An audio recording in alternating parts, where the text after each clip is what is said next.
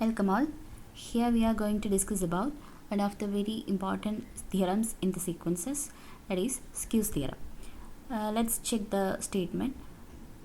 Suppose we have three sequences an, bn, cn of real numbers with the condition that an less than or equal to bn less than or equal to cn for every n element of n, and limit an equal to limit cn equal to L.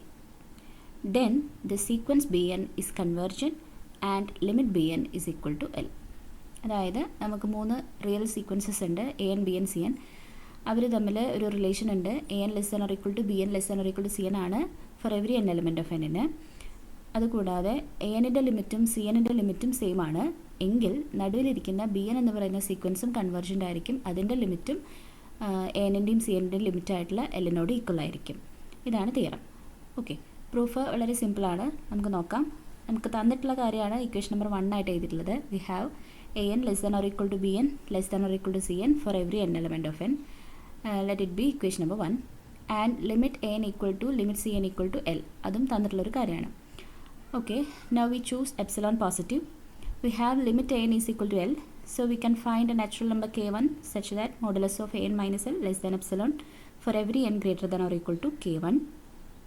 And since limit cn equal to l, we can also find another natural number k2 such that modulus of cn minus l is less than epsilon for every n greater than or equal to k2.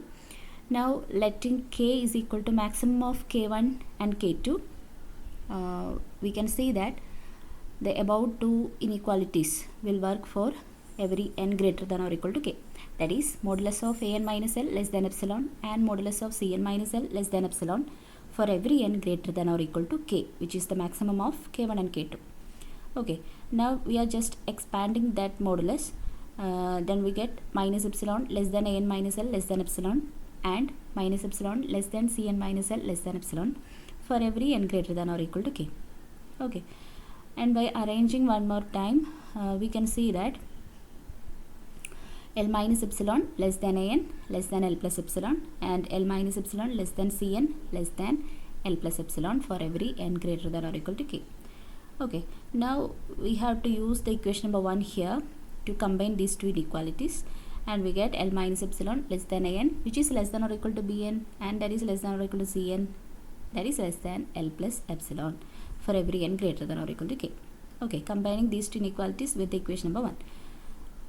Thus we have L minus epsilon is less than Bn is less than L plus epsilon for every n greater than or equal to k. That is minus epsilon less than Bn minus L less than epsilon for every n greater than or equal to k. And that is nothing but modulus of Bn minus L is less than epsilon for every n greater than or equal to k. This means that the sequence Bn is convergent and the limit is L, which is equal to limit An, and that is equal to limit Cn also. Okay.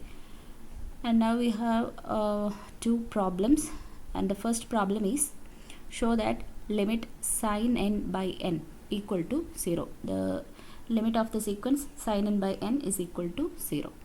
Okay, we are just using here the skews theorem, that we know that the sine function lies in between minus 1 and 1, and so we can write minus 1 less than or equal to sin n less than or equal to 1 for every n element of n.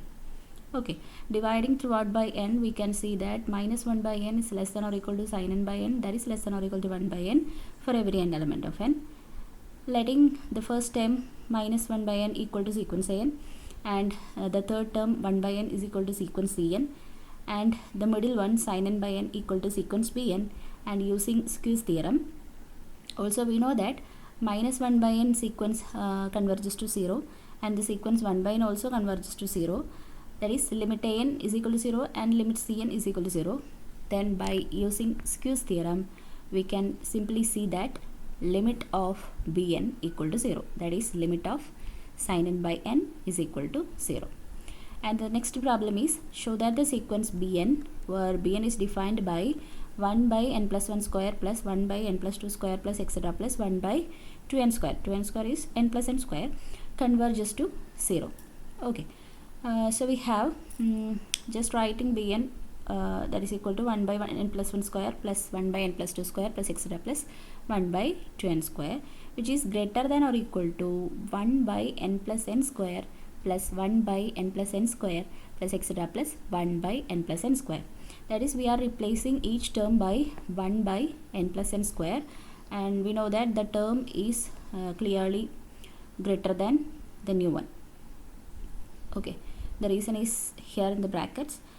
And now we have these terms are equal to 1 by 2n square plus 1 by 2n square plus etc plus 1 by 2n square. There are n terms in that sum, so we have the total value is equal to 1 by 4n. That is, we get bn is greater than or equal to 1 by 4n. Let it be equation number 1.